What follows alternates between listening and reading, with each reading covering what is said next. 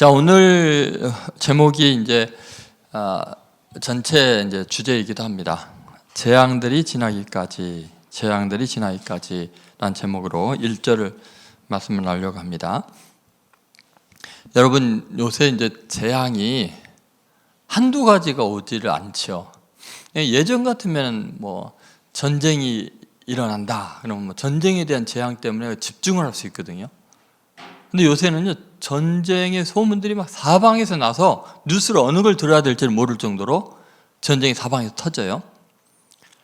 그리고 언제든지 우리나라도 전쟁의 불화가 그냥 갑작스럽게 닥칠 수 있는 가장 위태로운 상황에 놓여 있는 건 다 알잖아요. 그런데 여러분, 자연재해가요 사방에서 터집니다. 그러면 여러분, 여지까지 우리가 인생 살아오면서 이렇게 복합적으로 한꺼번에 재앙이 사방에서 몰아닥치는 경우가요 그렇게 많지가 않아요. 제가 어렸을 때도 보면요, 뭐 날씨 때문에 뭐 홍수가 났다, 뭐 그러면 그거 하나에 집중하는 거지, 이렇게까지 정신을 못 차릴 정도로 뉴스가 계속해서 온갖 재앙들 계속해요. 그리고 이제 뭐 심지어 이제 AI의 발달로 인해서 미래에는요 도대체 인간이 AI를 신으로 섬겨야 될 정도로 노예가 되지 않나 할 정도로 두려운 상황들이 어떻게 펼쳐질지를 모르는 거예요. 그러니까 현실도 두렵고 미래는 그렇다고 또 개발하지 않으면은 세계 경제에서 뒤처지니까 꼼짝없이 계속 발전을 시켜야 되는데, 그걸 발전시키면 그것이 인간을 지배할까 봐 두려움과 공포에서 개발자들도 떨고 있는 상태거든요. 개발 안 하자니 세계 경제에 뒤질 것 같고, 개발하자니 인간이 노예가 될 것 같고, 멸종당할 수도 있고, 이런 참 과학이 발전해도 재앙이요, 발전하지 않아도 재앙이요. 재앙이 가득한 복합적인 이 세상 속에서 우리는 어떻게 살아갈 수 있나요? 근데 1절에 보면은 다윗이 사울왕의 이제 그 핍박을 피해서, 죽음을 피해서 굴 속에 숨어 있으면서 지은 시인데 1절에 이렇게 이야기를 하죠. 한번 같이 읽어보겠습니다. 하나님이여 내게 은혜를 베푸소서, 내게 은혜를 베푸소서. 내 영혼이 주께로 피하되 주의 날개끈을 아래서 이 재앙들이 지나기까지 피하리이다. 이 재앙들이 지나기까지 피하리이다 그랬죠. 결국은 우리는 이 재앙들이 지나기까지 어떻게 피할 수 있냐는 거예요. 오늘 1절 말씀을 통해서 우리가 첫 번째 생각할 것은 은혜를 간구하라. 재앙들이 지나가면 뭐를 해야 돼요? 은혜를 간구하라. 한번 따라하세요. 은혜를 간구하라. 시인은 그렇게 고백을 합니다. 하나님이여 내게 은혜를 베푸소서. 은혜를 베푸소서. 하나님이여 내게 은혜를 베푸소서. 내게 은혜를 베푸소서. 여러분, 재앙이 지나갈 때 우리가 제일 먼저 필요한, 절실히 필요한 게 뭐냐면 은혜 받아 삽니다. 은혜가 필요합니다. 그래서 여러분이 무슨 기도를 어떻게 해야 될지 모를 때 이 말만 계속 반복해도 돼요. 주여 내게 은혜를 베푸소서. 주여 내게 은혜를 베푸소서. 주여 내게 은혜를 베푸소서. 여러분, 우리 인생은요 진짜 은혜가 절실한 존재입니다. 얼마나 은혜가 절실히 필요한지 다윗은 은혜를 베푸소서, 내게 은혜를 베푸소서를 반복을 하잖아요. 왜 반복을 할까? 다윗은요 그렇게 생각했어요. 자기가 하나님 앞에 바르게 살고 나라 민족을 위해서 희생하고 헌신하고 위대한 일을 하면은 어때요? 평안하고 행복하게 잘 살 줄 알았어요. 그랬더니 웬걸요, 자기가 목숨을 걸고 만군의 여호와 이름으로, 믿음으로 골리앗을 물리치고 나라를 구했잖아요. 그렇게 훌륭하게 살면은 평안할 줄 알았어요. 칭찬받고 사랑받고 그렇게 모든 것이 잘 될 줄 알았어요. 근데 어때요? 그렇게 훌륭한 일한 것 때문에 사울 왕의 시기를 받아가지고 죽음에 몰리게 된 거예요. 얼마나 비참한 지경이 일어났냐면 자기를 고백할 때 나는 죽은 개와 같고 벼룩과 같습니다. 그렇게 고백을 해요. 자기 자신을 표현할 때 사울 왕에게. 다윗이 얼마나 절실하게 하나님의 은혜가 필요한지 지금 굴 속에서 울부짖으면서 이렇게 이야기하는 거예요. 여러분, 다윗이요, 잘못해서 은혜가 필요한 게 아니에요. 죄를 짓고 실수해서 은혜가 필요한 게 아니라 완벽하게 살았고 하나님의 영광을 드러냈고 그 민족을 구원했고 훌륭하게 살았는데도 다윗을 죽이려고 하는 세력이 있는 거예요. 그러니까 여러분, 우리는 그렇잖아요. 내가 죄 짓고 잘못하고 실수하면 은혜가 필요하다고 생각하잖아요. 천만의 말씀입니다. 이 세상은요, 내가 아무리 헌신하고 바르게 살아도요, 은혜 없이는 살 수가 없어요. 다윗이 죄도 하나도 안 짓고 훌륭하게 살아있는 그때 뭐라고 고백한지 아세요? 요나단 왕자 만나서 뭐라 해요? 나와 사망 사이는 한 걸음뿐입니다. 아니, 뭘 잘못했어요? 왜 죽이려고 해요, 사람들이? 왜 다윗을 밀고 합니까? 왜 모든 사람이 다윗을 비방하고 고소하고 그럽니까? 잘못해서가 아니에요. 이 세상이 악하기 때문에요, 아무리 훌륭하게 살아도 은혜 없이는 못 살아요. 그래서 다윗이 내게 은혜를 베푸소서, 내게 은혜를 베푸소서 할 때는요, 죄 지어서 은혜 베풀어 달라는 게 아니에요. 그렇게 훌륭하게 살아도 이 세상은요, 사탄의 가치관 속에, 사탄의 조종 속에 인간들은 형편없이 망가져 있고 자기가 무슨 짓을 하는지는 모르고 자기를 도와주고 구원한 다윗도 죽이려고 할 정도로 세상은 은혜를 몰라요. 은혜를 받고 은혜를 베푼 사람을 죽이려고 해요. 그게 세상이에요. 다 자기 같은 줄 알고 자기가 다른 곳에서 당한 것을 그대로 되갚으려고 생각을 해요. 그렇기 때문에 여러분, 이 세상은 진짜 은혜가 필요해요. 완벽하게 살아도 은혜 없이는 살 수가 없어요. 그렇다면 여러분, 다윗이 한 번만 내게 은혜를 베풀어서 하지 않고 두 번 또 내게 은혜를 베풀어서 한 이유가 뭘까요? 다윗은 자기가 지은 죄와 허물, 거기에서도 은혜가 필요한 거예요. 완벽하게 살아도 하나님의 은혜 없이는 못 살 사람이 실수하고 죄 지은 것 생각하면 얼마나 두렵겠어요. 여러분, 하나님의 은혜가 우리가 잘할 때나 못할 때나 다 필요한 거예요. 은혜 없이 살 수 있는 순간은 없어요. 그래서 내게 은혜를 베푸소서, 내게 은혜를 베푸소서, 그렇게 고백하는 거죠. 여러분, 재앙의 때에도 은혜의 필요성을 못 느낄 만큼 마음이 교만하면 이미 끝난 인생입니다. 하나님은 교만한 자를 대적하시되 겸손한 자에게는 은혜를 베푸시느니라. 여러분 보세요. 지금 은혜의 자리를 사모합니까? 특별 심야 기도회가 1년에 2번 있는데 어떻게 이렇게 안 올 수 있습니까? 지금 여러분에게 이야기해봤자 아무 소용없지만 교회 직분을 맡았으면 거기에 대해서 책임감을 느껴야 되지 않겠습니까? 은혜를 사모하지 않으면서 뭐를 하겠다는 겁니까? 내가 은혜 받지 않아도 된다고 생각하면 이미 재앙 가운데 있는 겁니다. 그래서 두 번째 우리가 생각할 게 뭐냐면 주께로 피하라입니다. 여러분, 재앙이 지나갈 때 우리가 해야 될 일이 뭐냐? 은혜 베푸소서, 그런 간절히 사모하는 마음이지만 동시에 우리는 주님께 피난처를 찾아야 돼요. 주님께 피해 가야 합니다. 자, 1절 다 같이 읽겠습니다. 하나님이여 내게 은혜를 베푸소서, 내게 은혜를 베푸소서. 내 영혼이 주께로 피하되 주의 날개끈을 아래에서 이 재앙들이 지나기까지 피하리이다. 여러분, 내 영혼이 어디로 피해요? 주께 피하되. 여러분, 재앙이 닥치면 주님께 피해야 돼요. 그 재앙을 내가 맞서서 싸울 수 있다고 생각하는 이 교만함이 문제예요. 내가 이 재앙을 해결할 수 있다고 생각하는 게 문제예요. 여러분, 인간은요 절대로 재앙을 해결할 수 있는 존재가 아니에요. 여러분, 이게 얼마나 심각한 문제인가 보세요. 재앙을 해결할 수 있다고 하는 인간들이 전부 다 재앙을 증폭시킵니다.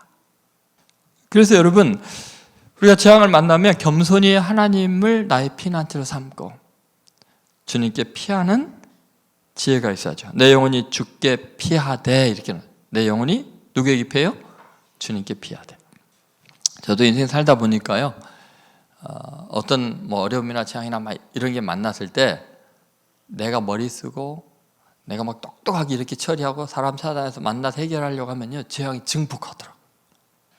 그런데 하나님 앞에 겸손히 엎드려서 하나님께 피하면 하나님께서 그 모든 것을 재앙의 그 환난을 통해서 더 선하게 바꿔주시더라고요.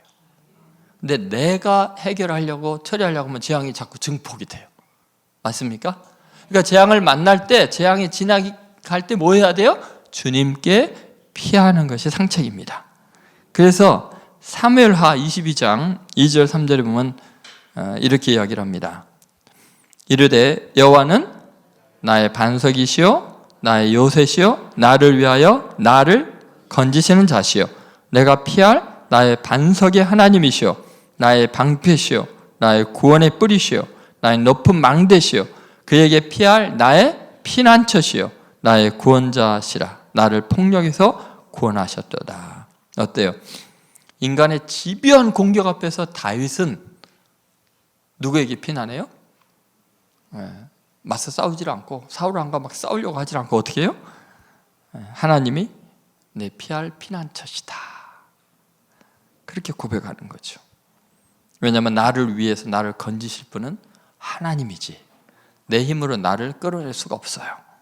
여러분, 사람들이 여러분을 공격할 때 하나님 앞에 고백하세요. 하나님이 내 요새입니다. 내 산성입니다. 하나님이 나의 피난처입니다. 하나님이 나를 위해서 나를 건지실 줄로 믿습니다. 다윗은 그렇게 재앙 앞에서 하나님을 피난처라고 고백하잖아요. 여러분도 꼭 그렇게 인간들의 공격 앞에서 하나님을 피난처로 삼으시기를 주의 이름으로 소망합니다. 여러분 보세요. 자연재앙이 닥칠 때도 똑같아요. 그 모든 것을 지으시고 자연을 움직이시는 분은 하나님이세요. 하나님밖에는 자연을 움직일 수 있는 분이 없어요. 그렇죠? 그럼 하나님께 피해야죠. 시편 46편 1절부터 3절에 보면 그렇게 이야기를 하고 있습니다. 자, 같이 읽겠습니다. 하나님은 우리의 피난처시요 힘이시니 환난 중에 만날 큰 도움이시라. 그러므로 땅이 변하든지 산이 흔들려 바다 가운데 빠지든지 바닷물이 솟아나고 뛰놀든지 그것이 넘침으로 산이 흔들릴지라도 우리는 두려워하지 아니하리로다. 아멘? 보세요. 자연재해가 일어날 때 그 자연을 만드신 그 하나님이 우리의 피난처신 거예요. 우리의 힘이시에요. 환난 날에 만날 큰 도움이 하나님밖에 없습니다. 여러분, 재앙 중에서요, 다른 인간 타인들의 재앙도 있어요. 자연 재앙도. 근데 제가 보기에 가장 큰 재앙은 자기 자신이에요. 그러니까 제가 인생 살면서 보니까요, 내게 가장 큰 재앙은 내 자신이에요. 여러분은 믿지 않겠죠. 제가 제게 가장 큰 재앙이라는 것이 우리 목사님이 하잖아요, 여러분은. 근데 저는 제 자신이 너무너무 싫어요. 도저히 목사로서 자격이 없다고 생각이 돼요. 늘 자신에 대해서 자책을 해요. 그러면 제가 제 자신에 대해서 실망하고 낙심하고 있을 때 나에게서 건지실 분은 누구예요? 하나님밖에 없어요. 하나님의 은혜로 사는 거예요. 여러분 보세요. 때로는 내가 교만해지는 그 순간이 내게 가장 큰 재앙입니다. 내가 겸비하고 낮아지면 재앙이 일어나지 않을 일이 내가 교만해지는 순간 재앙이 돼요. 다윗은 골리앗을 대면할 때나 사울왕에게 쫓길 때나 늘 하나님을 찾았고 자기가 실수하고 교만해갖고 간음하고 살인을 저지른 그 다음에도 통곡을 하면서 하나님을 피난처로 삼았어요. 그것이 다윗의 하나님의 마음에 합한 자 된 이유예요. 다윗이 윤리적으로 사회적으로 모든 면에서 완벽하기 때문에 하나님 마음에 합한 자인 것이 아니고 어떤 사람에게나 어떤 환경에서나 자기 자신에게 실망할 때에도 여전히 하나님을 피난처로 삼는 것, 그것이 하나님 보시기에 의로움인 거예요. 그것이 하나님을 향한 믿음인 거예요. 저는 여러분들이 재앙이 지나갈 때 그 재앙의 원인이 사람이건 자연이건 여러분 자신이건 간에 그 재앙이 지날 때는 하나님을 나의 피난처로 삼으시고 하나님께 피하는 여러분 되시기를 주의 이름으로 소망합니다. 자, 세 번째 마지막으로 주의 날개 그늘에서 쉼을 누리라. 한번 따라하세요. 주의 날개 그늘에서 쉼을 누리라. 여러분 오늘 1절을 다시 한번 보시면 하나님이 내게 은혜를 베푸소서 내게 은혜를 베푸소서 내 영혼이 죽기로 피하되 그 다음 뭐라 했어요? 주의 날개 그늘 아래에서 이 재앙들이 지나기까지 피하리이다. 여러분 여기 보면 이 재앙들이 뭐예요? 지나기까지. 이 재앙들이 머물러 있는 거예요? 차 있는 거예요? 아니면 지나가는 거예요? 여러분 재앙은 지나가는 거예요. 그래서 뭐 이 또한 지나가리라 그러잖아요. 근데 문제는 뭐냐면 재앙이 지나가는 동안에는 영혼처럼 느껴진다는 거예요. 아무리 이 또한 지나가리라 상상을 해도 이건 감당이 안 돼요. 재앙은 이념적으로 관념적으로 극복될 수 있는 게 아니에요. 현실이에요. 현실. 재앙은. 그래서 힘든 거예요. 아무리 목사가 위로를 하고 기도를 해줘도요, 재앙 당하고 있는 그 상황 속에서는 위로가 안 돼요. 재앙은 재앙이에요. 그러면 그 재앙이 영원하지 않고 순간적일지라도 지나가는 것일지라도 힘든데 그걸 어떻게 이길 수 있냐고요. 이 재앙이 지나가기까지. 이 재앙이 지나가는 동안이 죽게 피하는 사람은 어디에 있는 거라고 표현을 하고 있죠? 1절 그 끝부분에 뭐라 그랬어요? 이 재앙들이 지나가기까지 피하리다. 앞에가 어디예요? 주의 날개 그늘 아래에서. 여러분 참 놀라운 표현입니다. 어마어마한 재앙이 지나가는데 내가 머무는 곳은 어디예요? 그 재앙 가운데 있는 것 같지만 재앙이 지나는 동안은 어디 속에 있어요? 주의 날개 그늘 아래에 있어요. 여러분 이게 의미하는 바가 뭘까요? 왜 하나님은 내 인생에 재앙의 순간을 허락하셨을까요? 여러분 재앙이 어마어마한 무게로 어두움으로 힘으로 내게 닥쳐올 때요, 인간은 피할 데가 없는 걸 알아요. 하나님 날개 그늘 밖에는 없는 걸 알아요. 여러분 재앙이 지나가는 순간에는 우리는 아버지 날개 그늘 아래에 있다는 걸 믿으셔야 돼요. 재앙이 오는 동시에 하나님은 날개를 펴고 있다는 걸 믿으셔야 돼요. 하나님은 실수가 없으세요. 그분은 날개 아래 피해야죠. 여러분 그렇다면 이런 거죠. 우리 인생에 왜 재앙이 지나갈까? 여러분 재앙이 안 지나가면요 절대로 하나님의 날개 그늘 아래 안 숨을거려. 지 좋다고 뿅뿅 삐약삐약 사방을 헤매고 다니고 별짓 다 할 거래요. 재앙이 지나가야 엄마 품으로 달려옵니다. 여러분 해가 져야 엄마 집에 들어가야 놀다가, 우리 인생의 어둠이 짙게 깔리면 엄마 품이 그리운 것처럼 우리 인생에 어둠이 다가오면 그 질병이든지 경제적인 어려움이든지 그러면 하나님의 품을 그리워해요. 여러분 하나님께서 왜 재앙이 지나가게 하느냐? 너를 가까이 하고 싶다. 너를 품고 싶다. 너무나 멀리 나를 떠나가지 말아라. 그래서 재앙이 지나가는 기간은 하나님이 우리를 품어주는 기간이다. 그러기 때문에 쉼을 누리는 거예요. 그 날개 그늘 아래서 쉼을 누리는 거예요.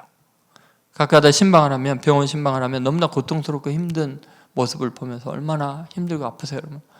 하나님께서 제가 너무 정신없이 세상 일만 하니까 며칠 쉬라고 병원에 눕혀놓은 것 같아요. 그래서 이곳에서 깊이 하나님께 기도하고 있고요, 말씀을 읽고 있고요, 고통과 통증 때문에 하나님을 계속 찾게 만드네요. 그런 이야기들을 가까다 들어요. 여러분, 여러분의 인생의 재앙이 지나기까지 하나님은 날개를 거두지 않습니다. 믿습니까?